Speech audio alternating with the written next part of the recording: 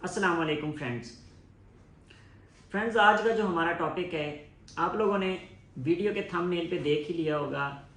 जो core update सितंबर में Google ने ऑफिशियली रोल्ड आउट की थी, उसके हवाले से है। बेसिकली काफ़ी सारे यूट्यूबर्स ने उसके बारे में ये तो बता दिया था कि गूगल ने जो है रोल आउट कर दी है कोर अपडेट 2022 सितंबर में ही, और इससे काफ़ी इश्यूज आ रहे हैं, ये वो मतलब काफ़ी एक जो है ना हाइप क्रिएट हुई थी। डिफरेंट लोगों ने डिफरेंट ब्लॉग्स के ऊपर और यूट्यूब चैनल्स के ऊपर अपडेट्स दी थी, लेकिन किसी ने हमें इसका कोई सोल्यूशन टिल नाउ जो है प्रोवाइड नहीं किया। हर बंदा अपने हिसाब से उसको चेक कर रहा है, हर बंदा अपने हिसाब से जो है अपने एक्सपीरियंस से, अपने प्रीवियस रिजल्ट से, क्योंकि उस चीज़ का आइडिया भी नहीं होता कि कौन सी चीज़ें गूगल ने चेंज की हैं, कौन सी चीज़ें करनी चाहिए, कौन सी नहीं करनी चाहिए। अगर तो आप डिफरेंट प्लेटफॉर्म्स के ऊपर काम कर रहे हैं, डिफरेंट वेबसाइट्स के ऊपर काम कर रहे हैं, तो आपको खुद से आइडिया हो जाता है कि मेरी वेबसाइट जो एक टॉप 10 पोजीशन में आ रही थी, उस पर क्या असर पड़ा है जो रिसेंटली गूगल की अपडेट आई है। आया कि उसमें जो रिज़ल्ट्स थे वो काफ़ी डाउन चले गए हैं या वो रिज़ल्ट्स इम्प्रूव हुए हैं। जैसे ही वो रिज़ल्ट्स डाउन जाते हैं तो आप उसको क्रॉल करते हैं और उसके बाद आपको आइडिया होता है कि ऐसे कौन से पॉइंट्स हैं जो इस अपडेट की वजह से बैडली जो है इफ़ेक्ट हुए हैं। ये सारी चीज़ें मैंने इस वीडियो में कंपाइल आउट की हैं, और वो सारे पॉइंट्स जो कि गूगल की अपडेट के मुताबिक होने चाहिए, मतलब रिकमेंडेड हैं, प्रायोरिटी पे हमें वो करने चाहिए अगर हम टॉप 10 पोजीशंस में इवन हम सरवाइव करना चाहते हैं, या हम उसमें टॉप 10 पोजीशंस में अपने आप को मज़ीद इम्प्रूव करना चाहिए। ये वीडियो आप लोगों ने एंड तक देखनी है ताकि सारे पॉइंट्स आपको समझ आ जाएं। वीडियो की डिटेल में जाने से पहले ऐसे फ्रेंड्स जो न्यू हैं हमारे चैनल पे, जिन्होंने अभी तक चैनल को सब्सक्राइब नहीं किया है, इसको सब्सक्राइब कर दें और साथ बेल आइकन को प्रेस कर दें, क्योंकि हम लोग ना सिर्फ एसईओ बल्कि डिजिटल मार्केटिंग के जितने भी कोर्सेज हैं, जितने भी चैनल्स हैं, like social media marketing, SEO, SEM, even graphic design, तो हम रेगुलरली वीडियोस अपलोड कर रहे हैं और हमारी कोशिश है कि आप लोगों को अपडेटेड से अपडेटेड इन्फॉर्मेशन प्रोवाइड करें। चलते हैं हम वीडियो की डिटेल में। देखें, गूगल की अपडेट जो कि 12 सितंबर 2022 को रोल आउट हुई थी, और इसका प्रोसेस जो है अराउंड अबाउट 2 वीक्स का होता है। इसमें डिफरेंट चेंजेस आती हैं और काफ़ी एसईओ एक्सपर्ट्स तो यही रिकमेंड करते हैं, लाइक जैसे नील पटेल है, जैसे बैकलिंको, एक आप लोगों ने नाम सुना होगा, बैकलिंको वेबसाइट के जो ब्रायन डीन हैं, उनके मुताबिक भी कि अगर आप लोग जब गूगल की कोर अपडेट रोल आउट होती है तो आप लोगों को टेक्निकल चीज़ें जो हैं तब चेंज नहीं करनी चाहिए। मींस के ऑन पेज एसईओ या आप अपनी एसईओ को जो है ऑन पेज एसईओ की जो टेक्निकल चीज़ें हैं, लाइक टाइटल, डिस्क्रिप्शन, इस तरह की चीज़ों को आप लोग चेंज ना करें, बल्कि इवन अगर आप बैकलिंक्स बना रहे हैं तो उनको आप कंटिन्यू रखें।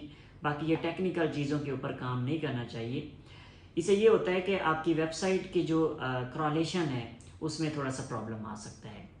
इसके अलावा एक और चीज़ मैं आप लोगों को बता दूं कि ये जब 14 डेज़ या जितना भी एक रोलिंग का जो है रोल आउट जब होती है अपडेट, तो ये जितना ड्यूरेशन होता है, इसके बाद ही हमें आइडिया होता है कि हमारी वेबसाइट के अंदर क्या क्या चेंजेस आई हैं। इवन अगर तो हमारी वेबसाइट उस अपडेट के मुताबिक सही से काम कर रही थी तो उसमें रैंकिंग जो है इम्प्रूव हो जाती है, और अगर उसके मुताबिक हमारी वेबसाइट नहीं होती तो हमारी रैंकिंग तो डेफिनेटली। आप लोगों को अपना रिसेंट एक्सपीरियंस बताता हूँ इस अपडेट के बाद मैंने पर्सनली किन चीज़ों को फेस किया है। मैं जो है अराउंड अबाउट 30 प्रोजेक्ट्स के ऊपर काम कर रहा हूँ, जिनमें से 80% वेबसाइट्स की जो रैंकिंग है वो इम्प्रूव्ड रही है। उसमें कोई ऐसी चेंजेस नहीं थी कि जिसकी वजह से कीवर्ड्स की जो रैंकिंग है वो डिस्टर्ब हुई हो। लेकिन 20% मीन्स के 30 में से कुछ 4-5 वेबसाइट्स ऐसी थीं जिनकी रैंकिंग में भी फ़र्क पड़ा है, और इसके अलावा उनके जो क्लिक्स हैं, मतलब जो ऑर्गेनिक ट्रैफिक है, वो भी काफ़ी डाउन हो गई है।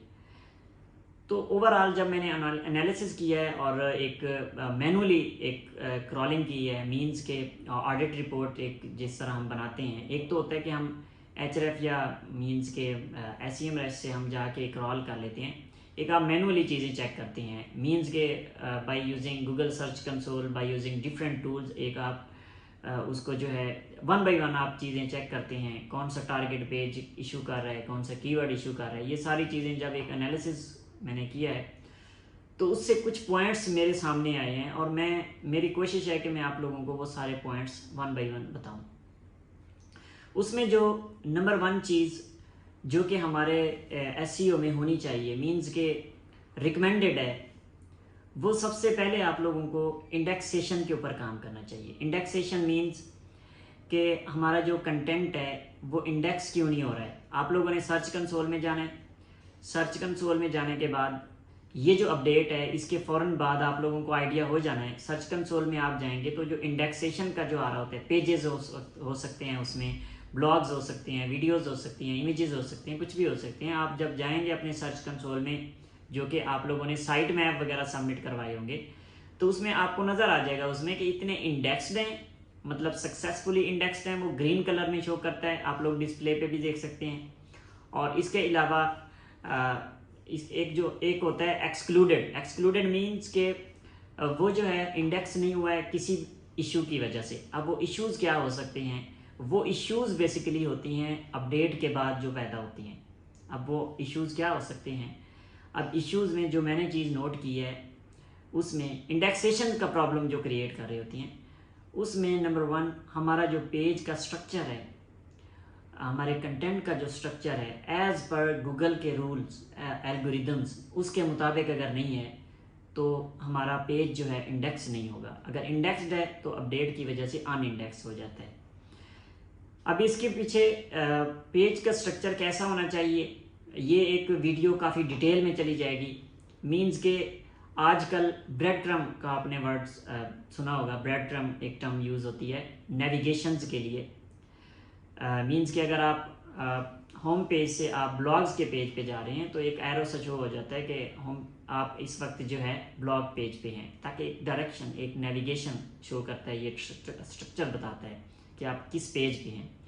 और दूसरा, हेडर फुटर के अंदर आप लोगों की इंटरनल लिंकिंग हुई है या नहीं हुई है। इसके अलावा आप लोगों ने प्रॉपर H1 H2 टैग और इसके अलावा पैराग्राफ यूज़ किए हैं, जो आपने कीवर्ड्स टारगेट किए हैं, जो आपका मतलब मेन गोल है, टॉपिक है, वो आपने अपनी हेडिंग्स के अंदर, सब हेडिंग्स के अंदर और इसके अलावा कंक्लूजन के अंदर, ओवरऑल जो समरी है उसके अंदर आपने यूज़ किया है या नहीं किया है, ये सारी चीज़ें।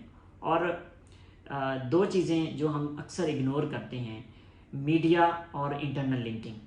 जब भी आर्टिकल लिखें या जब भी किसी पेज का कंटेंट लिखें तो उसमें मीडिया को लाजमी इंक्लूड करें। मींस मीडिया में 2 चीज़ें आ जाती हैं, आप या तो उसमें आइकन्स यूज़ करें, या तो आप इमेजेस यूज़ करें, या तो फिर आप वीडियो अगर आपकी है, यूट्यूब पे वीडियो पड़ी है उस टॉपिक से रिलेटेड या उस सर्विस से रिलेटेड, तो आप वीडियो लाजमी इम्बेड करें। वीडियो इम्बेड करने से एक एक्स्ट्रा सिग्नल मिलता है जिसकी वजह से आपका वो पेज जो है जल्दी से इंडेक्स भी होता है और रैंकिंग में भी आता है।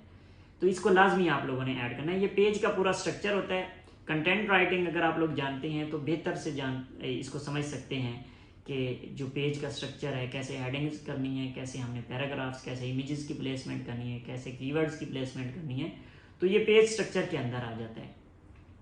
दूसरा जो इसमें पॉइंट आता है हमारे पास, वो बेसिकली आपकी वेबसाइट की जो यूज़र एक्सपीरियंस है, जो स्पीड है, वो उस पर डिपेंड करता है। मीन्स कि आपने जो इमेजेस यूज़ किए हैं, क्या उनकी जो एक इमेज साइज़ होता है, क्या उनके वो साइज़ या जो डायमेंशंस हैं वो टू द पॉइंट हैं, वो वेबसाइट का जो स्ट्रक्चर है, जो थीम है उसके मुताबिक हैं, या आपने क्रॉप कर दिया है या आपने उसका साइज़ ही बढ़ा दिया है। तो मीन्स कि आपका जो लैंडिंग पेज का जो लोडिंग टाइम है वो आपका ऐसे होना चाहिए जैसे लाइट वेट है, बिल्कुल ही आपके 1 क्लिक पे ओपन होनी चाहिए वेबसाइट।